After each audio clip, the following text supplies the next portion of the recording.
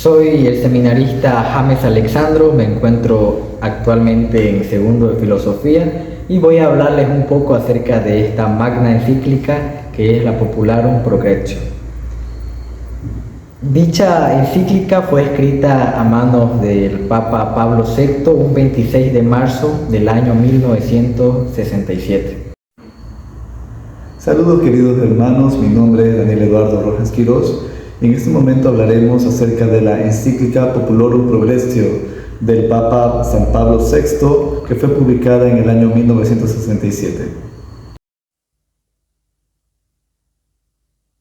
Se la puede abordar de distintas maneras, pero yo quisiera hacerlo de manera inductiva, es decir, que analiza la situación de la persona humana y cómo es su relación en primer lugar con su comunidad, poco a poco, y cómo es su desenvolvimiento, especialmente en el tema laboral. Esta encíclica nos propone una forma de que la persona humana, mediante el trabajo, es decir, los obreros, puedan al mismo tiempo ejercer su trabajo, pero también pedir sus derechos, cumplir con sus deberes, y esto mediante la suma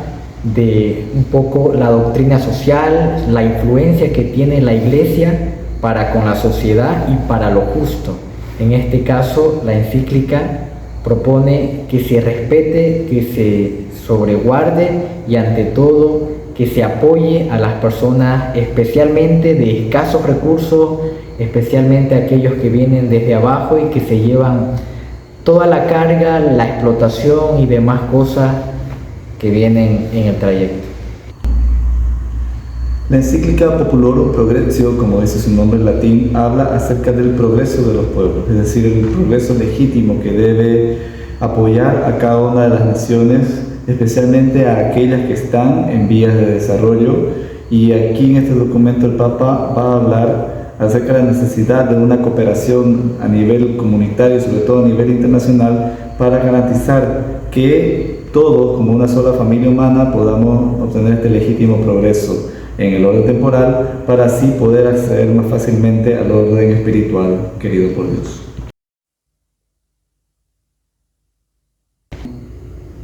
Podemos mencionar como antecedentes de manera particular en el siglo XIX cómo el mundo da un giro total a raíz de la industrialización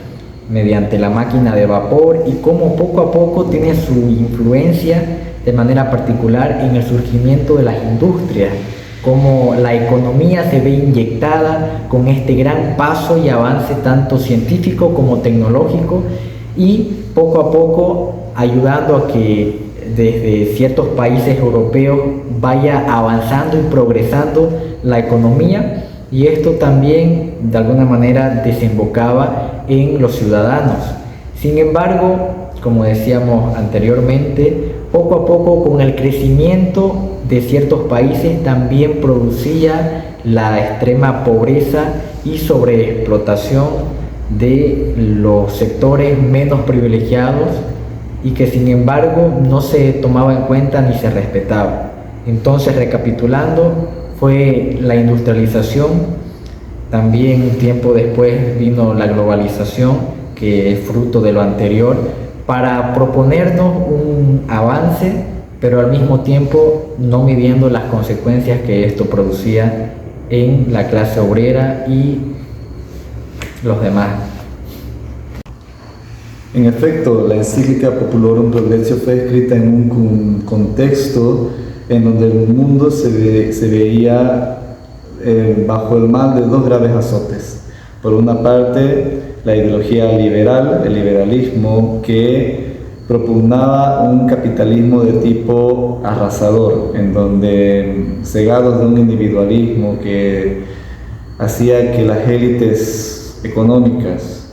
se cerraran completamente a las necesidades de los demás, acapararan las riquezas, dejando así en muchas naciones en estado de pobreza. Y por otra parte estaba también el azote del régimen comunista, en la que en nombre de un supuesto órgano gubernamental que garantizara una supuesta igualdad, ocurría que también sectores burgueses, pero en orden gubernamental, también dejaban a muchas personas en la pobreza, ¿no? Entonces, ante este escándalo de la desigualdad social entre ricos y pobres, entre poderosos y débiles, es que viene el Papa primero a denunciar este escándalo y por otra parte proveer a la humanidad de las vías necesarias para que pueda garantizarse la dignidad de cada persona y el legítimo progreso que corresponde a todas las naciones por derecho.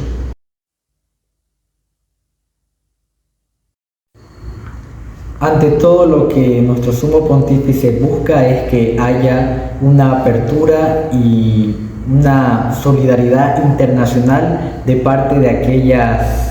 naciones que tienen más posibilidades desde distintos ámbitos, económica, financiera y hasta políticamente, para poder también solidarizarse con los otros países en vías de desarrollo que llamamos tercer mundo. De igual manera, pienso que no solo es pedir y pedir ayuda, sino empezar a trabajar con lo que hay. Y es que varios países, por ejemplo de América, tienen grandes capacidades, tienen los recursos, sin embargo, por algunos factores, voy a nombrar en resumen o de manera rápida, la mala ejecución de parte de sus autoridades y líderes, que no tienen esa idea o acierto de poder trabajar la exportación de las materias primas. Vemos que algunos países europeos sacan una enorme ventaja debido a que exportan, pero ya un producto finalizado, por ejemplo vehículos, baterías, en comida también, y que ese producto que exportan es algo que tiene más remuneración, a diferencia de los países que tienen tal vez más oportunidades, que lo hacen en cantidad, pero no tienen esa delicadeza de proponer algo que pueda atraer más el dinero de aquellos que lo compran. De igual manera, la posición geográfica también influye mucho, y son factores que de alguna manera no se toman en cuenta y que ocasionan que dichos países pobres, enriquecidos, a pesar de tener grandes oportunidades en la materia prima u otros recursos como el petróleo, un claro ejemplo Venezuela, y otros que deberían poder sustentarse y también ayudar a que sus ciudadanos tengan un mejor de vida, se estancan. Bueno, entre algunas propuestas importantes que va a proponer el Papa San Pablo VI para el progreso de los países del tercer mundo, en primer lugar va a establecer el establecimiento de organismos intermedios que sirvan de puente para que los sectores más vulnerables y aquellos países que están todavía en vías de desarrollo tengan un referente ante el cual puedan hacer valer sus derechos y hacer valer su voz y voto, especialmente en el ámbito internacional. Otra medida que va a tomar el Papa es la de fomentar un humanismo, pero de tipo integral, no el humanismo materialista que profesa el mundo secular, que busca únicamente el placer, únicamente la realización mundana, alejada de Dios, sino el humanismo que integra la realidad espiritual de cada ser humano y le hace ver que su fin último y fundamental es la comunión plena con Dios, que al mismo tiempo la llama una comunión plena con los hermanos de diferentes naciones, de diferentes razas, de diferentes condiciones económicas. Entonces es este desarrollo integral del ser humano, que abarca el espíritu como la parte más propia de cada persona, la que va a invitar justamente a los poderosos en especial a que busquen sus riquezas en Dios, en los bienes espirituales, y que usen sus riquezas para provecho de los más débiles y para justamente poder establecer mayores lazos de comunión, poder establecer aquella paz, la paz cristiana que nos habla el Evangelio, que no es simplemente cesar de peleas, cesar de guerras, sino es el producto de una justicia, de un orden social en donde el Evangelio impere sobre las leyes, sobre las instituciones, y eso redunde en una auténtica felicidad para el ser humano. Antes de pedir cualquier ayuda solidaria o de proponer, pienso que es importante analizar la realidad en la que uno se encuentra. Una sociedad puede tranquilamente ser analizada desde cómo se vive en ambientes tanto grupales como desde la familia. y es que nuestro sumo pontífice lo que hace por medio de esta encíclica es tocar esa triste situación en la que muchos se encuentran y de alguna manera que viven y que buscan una solución. Pero el primer paso está precisamente en descubrir aquello que está mal para empezar a trabajar. La ayuda solidaria en este caso es partir de la necesidad del hermano y yo, en este caso, no quedarme indiferente. Antes de pedir una mejora a nivel mundial, lo que se nos llama es uno mismo sentirse parte de las necesidades del hermano, del sufrimiento, de aquello que no está bien, y si yo tengo algo de oportunidad en contribuir a eso, pues de ahí parte esa ayuda, de lo particular, de aquello que está a nuestro alcance en primer lugar, y poco a poco con el ejemplo ir arrastrando, ir promoviendo hasta que llegue a las autoridades, y así con una cadena que va a tocar lazos internacionales, de lo particular a lo general, como un método inductivo. Yo creo que la acción social que es más relevante dentro de la encíclica y que realmente tiene bastante vigencia hoy es la de que los países donde hay mayores capital económico, donde hay un mayor progreso científico y tecnológico, provean a los países en vías de desarrollo de ese know-how, de toda esta técnica, de todo este conocimiento que les permita a ellos también poder surgir como nación, poder desarrollar también su propia tecnología, su propia base cultural, y que especialmente las personas que van y estudian, es decir, me puedo imaginar el caso de personas aquí en Latinoamérica que van y estudian a los países del norte, que ellos también se les fomente a volver a su país de origen para poder aportar esos nuevos conocimientos y poder compartirlos también a sus hermanos de nación, para que todo ese know-how, toda esa riqueza, ese capital humano, no se quede únicamente en los países del norte, sino que pueda ser compartido y pueda de esta manera poder traer el bien que en teoría la globalización debería traer, ¿no? Para que así el progreso de uno también contribuya al progreso de otros en un ambiente de solidaridad internacional. Efectivamente, esta encíclica y todo lo que contiene está vigente y lo va a estar siendo en los años que vienen con mayor fuerza aún, ya que sabemos que está y es de hecho más propenso el corromperse, el simplemente estar cómodo en los conflictos que atraviesa una sociedad, que atraviesa cualquier grupo social, económico, político,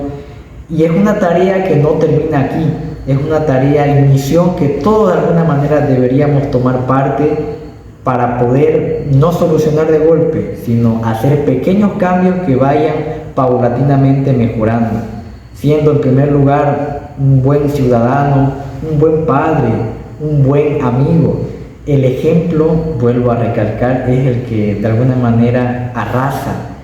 Es esos pequeños desprendimientos que hacemos con la ayuda al hermano, con la ayuda precisamente no solo al amigo, sino al que lo necesita, que van a ir sumando, y un cambio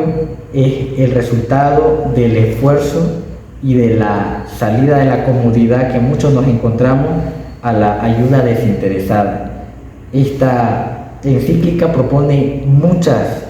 soluciones, pero en el fondo nosotros, yo, tú, los demás, tenemos la palabra y la última misión, que es practicar. Yo diría más que todo que la enseñanza de esta encíclica sigue todavía vigente en nuestros días, porque a pesar de que hay muchísimo avance en medicina, en las ciencias, en la ingeniería, a pesar de que el ser humano ya ha sido capaz de develar muchos misterios del universo, incluso del microcosmos, sin embargo, todavía no hemos superado para nada el tema de las desigualdades sociales, todavía no hemos superado muchos desastres humanos que todavía siguen azotando y dando mucho escándalo a las personas. Por ejemplo, casos muy tristes como el hambre, el hecho de que muchas personas mueren de hambre diariamente, el hecho de que muchas personas no tienen acceso a los servicios básicos, a una salud digna, para cada persona, y no estamos hablando únicamente de pequeños sectores de una ciudad, estamos hablando de países enteros que sufren este problema, hace que la doctrina del Papa San Pablo VI sea urgente de predicar, así como toda la doctrina social de la Iglesia en su conjunto. ¿Para qué? Para hacer que la gente tome conciencia de lo importante que es educarnos en un ambiente de solidaridad, en un ambiente de comunidad humana, que está sobre todo toda ella llamada a participar de la comunión plena con Dios por medio de Cristo Jesús.